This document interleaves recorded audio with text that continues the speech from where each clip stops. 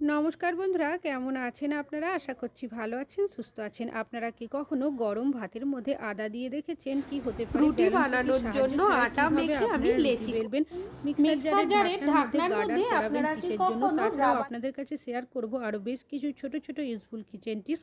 চলুন দেখে নেওয়া যাক আজকের প্রথম টিপসটা। আমি এখানে নিয়েছি বেশ কিছুটা ছোট মাছ। এই ধরনের ছোট জাতীয় মাছ কম বেশি আমাদের অনেকেরই বাড়িতে নিয়ে আসা হয়ে থাকে। তবে এই মাছগুলো যখন আমরা ভাজতে যাই অনেক সময় মাছ ভেঙে যায়। সেক্ষেত্রে একটা টিপস আপনারা ফলো করতে পারেন। মাছটাকে ভালোভাবে ধুয়ে পরিষ্কার করে নেওয়ার পর দিয়ে দেবেন পরিমাণ মতো লবণ আর হলুদ, আর সামান্য পরিমাণে দিয়ে দেবেন আটা।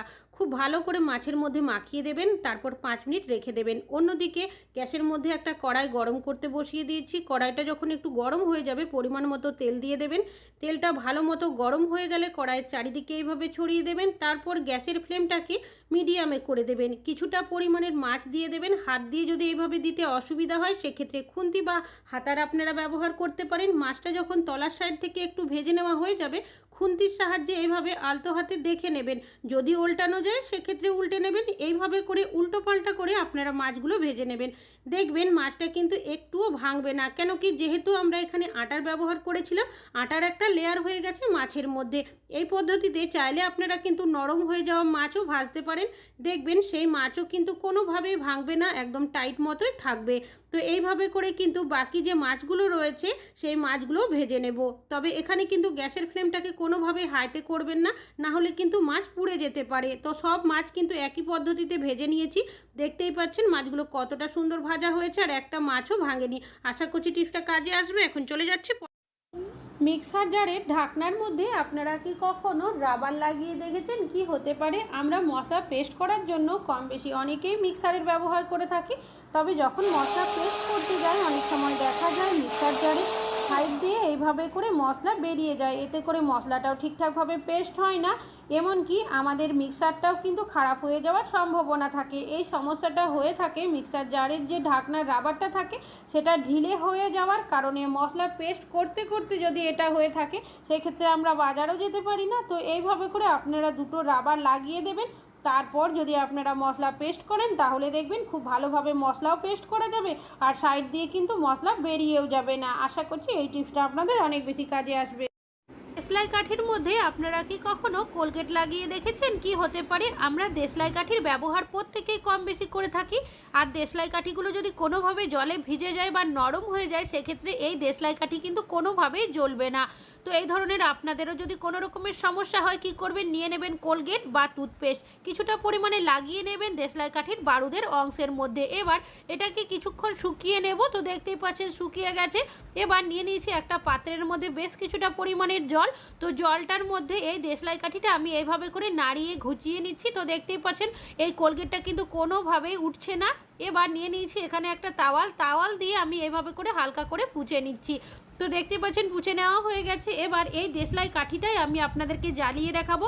তো দেখতেই পাচ্ছেন কতটা সুন্দর জ্বলছে। তো এই ধরনের সমস্যা যদি আপনাদের সাথে হয়ে থাকে আপনারা অবশ্যই সাদা টুথপেস্ট বা কোলগেট লাগিয়ে নেবেন। এখানে নিয়েছি বেশ কিছুটা মাছ আমাদের কম বেশি অনেকেরই বাড়িতে নিয়ে আসা হয়ে থাকে। তবে মাছ যখন একটু বেশি পরিমাণে নিয়ে আসা হয় বা কোনো কারণবশত যদি রান্না করা না হয় সেক্ষেত্রে মাছটা যাতে খারাপ না হয় আমরা ডিপ ফ্রিজের মধ্যে স্টোর করে রাখি। তবে পরবর্তী সময় যখনই মাছটা বের করি দেখা যায় অতিরিক্ত বরফ জমে যায়। সেক্ষেত্রে আপনারা একটা টিপস ফলো করতে পারেন। মাছটাকে আগে ভালোভাবে ধুয়ে নেবেন, তারপর সর্ষের তেল বা সাদা তেল যে কোনো তেল আপনারা দিয়ে ভালোভাবে মাখিয়ে দেবেন। এতে করে কি হবে, একটা তেলের আস্তরণ হয়ে যাবে। তারপর আপনারা কোনো কন্টেনার বা টিফিন বক্সের মধ্যে মাছটাকে যদি স্টোর করে রাখেন তাহলে দেখবেন অতিরিক্ত বরফ কিন্তু কখনোই জমবে না, যেহেতু একটা তেলের আস্তরণ হয়ে যাবে। আশা করছি আপনাদের টিপসটা কাজে আসবে। ভালো লাগলে লাইক করবেন। এখন চলে যাচ্ছি পরবর্তী টিপসে। আমি এখানে নিয়েছি বেশ কিছুটা পাঁপড় আমাদের কম বেশি অনেকেরই বাড়িতে নিয়ে আসা হয়ে থাকে। তবে পাঁপড় যখন আমরা ভাজি প্রত্যেকেই দেখবেন কোনো না কোনো ঝাঁঝরি হাতার ব্যবহার করি। তবে আপনারা এইভাবে কাটা চামচের মধ্যে পাঁপড়টাকে ঢুকিয়ে দেবেন, তারপর উল্টো পাল্টা করে ভাজবেন। দেখবেন পাঁপড়টা সুন্দরভাবে ভেজে নেওয়াও হয়ে যাবে। তাছাড়াও পাঁপড়ের মধ্যে একটুও তেল কিন্তু থাকবে না। অনেক সময় ঝাঁঝরি হাতা দিয়ে পাঁপড় ভাজলে কিছুটা হলেও তেল থেকে যায়। এই পদ্ধতিতে আপনারা কিন্তু পাঁপড়টা সহজেই ভেজে নিতে পারবেন। যদি বড় সাইজের পাঁপড় হয় সেক্ষেত্রে অর্ধেক করে তারপর ভাজবেন। আশা করছি টিপসটা কাজে আসবে। এখন চলে যাচ্ছি পরবর্তী টিপসে। আমি এখানে নিয়েছি ফোনের ব্যবহার আমরা প্রত্যেকেই কম বেশি করে থাকি, তবে অনেক সময় ফোনের যে মেমোরি কার্ড সিম কার্ড থাকে কোনো কারণবশত যদি খোলার প্রয়োজন হয় আমরা ফোনের যে পিনটা থাকে সেটার ব্যবহার করি, তবে হাতের কাছে যদি না থাকে সেক্ষেত্রে আপনারা একটা সেফটি পিনের এইভাবে ব্যবহার করতে পারেন। ঠিক যেভাবে পিনটা আপনারা প্রেস করেন ঠিক একইভাবে সেফটি পিনটা প্রেস করলেই খুব সহজেই আপনারা ফোনের মধ্যে মেমোরি কার্ড সিম কার্ড বের করে নিতে পারবেন। আশা করছি আপনাদের টিপসটা কাজে আসবে, ভালো লাগলে লাইক করবেন। এখন চলে যাচ্ছি পরবর্তী টিপসে। আমি এখানে নিয়েছি বেশ কিছুটা কাঁচের বাটি। এই ধরনের কাঁচের বাটি বোল বা প্লেট আমাদের অনেকেরই বাড়িতে রয়েছে, তবে একটু টোকা লাগলেই অনেক সময় ভেঙে যায়, তাছাড়াও নোংরা ময়লাও বসে যায়। তবে যখনই এই ধরনের কাঁচের বাটি বোল আপনারা রাখবেন, কিভাবে রাখলে সেগুলো ভেঙেও যাবে না আর নোংরা ময়লাও বসবে না। আমাদের অনেকেরই বাড়িতে এই ধরনের কোনো না কোনো কাপড়ের ব্যাগ থাকে, যেগুলো আমরা কোনো কিছু কেনাকাটা করলে পেয়ে থাকি। তো সেই কাপড়ের ব্যাগগুলোই নিয়ে নেবেন। আমি সাইডের কিছুটা অংশ কেটে বাদ দিয়ে দিয়েছি, এবার আবারও এইভাবে কিছুটা টুকরো করে নিয়েছি। ধারের সাইডের অংশটা আমি কেটে নিচ্ছি, যেহেতু এই ব্যাগটা ডবল রয়েছে তাই কিন্তু আমি একসাথে এইভাবে কেটে নিয়েছি, আর এখানে কিন্তু 4টে টুকরো হয়েছে। তো এইভাবে আপনারা যদি রাখেন তাহলে দেখবেন একটু টোকা লাগলে ভাঙবে না। এইভাবে করে আপনারা আপনাদের কাঁচের বোল বাটি বা অন্যান্য যদি কাঁচের কোনো পাত্র থাকে রেখে দেবেন। তাছাড়াও আপনারা এইভাবে সেট করে নেওয়ার পর একটা পলিথিনের মধ্যে এইভাবে ঢুকিয়ে রাখবেন, তাহলে দেখবেন নোংরা ময়লাও বসবে না। আশা করছি টিপসটা কাজে আসবে, ভালো লাগলে লাইক করবেন। এখন চলে যাচ্ছি পরবর্তী টিপসে। আমি এখানে নিয়েছি বেশ কিছুটা গার্ডার। এই ধরনের গার্ডার কোনো কিছু জিনিসপত্র নিয়ে আসলে তার সাথে আমরা পেয়ে থাকি, তবে একসাথে রেখে দিলে অনেক সময় দেখা যায় এমনভাবে আটকে যায় সহজে কিন্তু আমরা ছাড়াতে পারি না, অনেক সময় টানাটানি করলে ছিঁড়ে যায়। তো যখনই আপনারা একসাথে গার্ডার রাখবেন কি করবেন, সামান্য পরিমাণের পাউডার দিয়ে দেবেন, তারপর খুব ভালোভাবে মাখিয়ে দেবেন। এক্সপায়ার পাউডার হলেও চলবে, তারপর কোনো কৌটো বা জারের মধ্যে যদি আপনারা রেখে দেন তাহলে কি হবে, একটা পাউডারের আস্তরণ হয়ে যাবে, যার কারণে একটা গার্ডার অন্য গার্ডারের সাথে লেগে যাবে না। ভালো লাগলে লাইক করবেন। এখন চলে যাচ্ছি পরবর্তী টিপসে।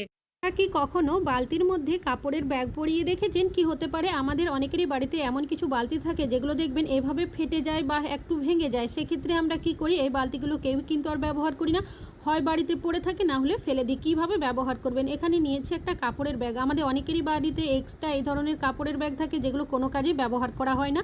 তো আপনারা বালতিটাকে কাপড়ের ব্যাগের মধ্যে এভাবে পরিয়ে দেবেন। ওপরের যে কাপড়ের ব্যাগের অংশটা রয়েছে বালতির মধ্যে মুড়িয়ে দেবেন। যেহেতু এই কাপড়ের ব্যাগটা অনেকটাই বড় রয়েছে, সাইড থেকে এভাবে মুড়িয়ে দিয়েছি। এটা আটকানোর জন্য একটা সেফটি পিন দিয়ে এভাবে ভালোভাবে আটকে দিচ্ছি।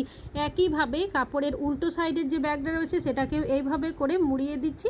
এবার এটা আপনারা কি কাজে ব্যবহার, নোংরা জামা কাপড় ধোয়ার আগে লন্ড্রি ব্যাগের মধ্যে রেখে থাকি। তো আপনারা এইভাবে করে খুব সহজেই বাড়িতেই কিন্তু লন্ড্রি ব্যাগ বানিয়ে নিতে পারেন, আর এটা দেখতেও কিন্তু সুন্দর লাগবে। আশা করছি টিপসটা কাজে আসবে। মিক্সার শিলপাটা গ্রেটার ছাড়া আপনারা কি কখনো মশলা পেস্ট করেছেন? না করে থাকলে অবশ্যই একবার করুন। অনেক সময় আমরা কিন্তু একটু কম মশলা দিয়েই রান্না বান্না করে থাকি, তখন কিন্তু কেউই আমরা মিক্সার ব্যবহার করি না। আর যদি আপনাদের কাছে গ্রেটার অথবা শিলপাটা না থাকে তাহলে কিভাবে আপনারা মশলা পেস্ট করে নেবেন, তার জন্য আমি এখানে নিয়েছি একটা গ্লাস। আর গ্লাস কিন্তু আমাদের সকলেরই বাড়িতে থাকে। এবার যে আদা রসুন কাঁচা লঙ্কা নিয়েছি সেটা আমি গ্লাসের মধ্যে দিয়ে দিয়েছি। এখন আমি নিয়ে নেব একটা বেলুন। এবার বেলুনের সাহায্যে এইভাবে করে কিছুক্ষণ যদি আমরা আঘাত করে নিই তাহলে দেখবেন খুব সহজেই মশলাটা কিন্তু আমাদের পেস্ট করে নেওয়া হয়ে যাবে। তাহলে বন্ধুরা কোনো রকমের মিক্সার গ্রেটার শিলপাটায় ছাড়াই কিন্তু আমাদের মশলা পেস্ট করে নেওয়া হয়ে গেল। আশা করছি আপনাদের এই টিপসটি অনেক বেশি কাজে আসবে। ভালো লাগলে অবশ্যই একটা লাইক।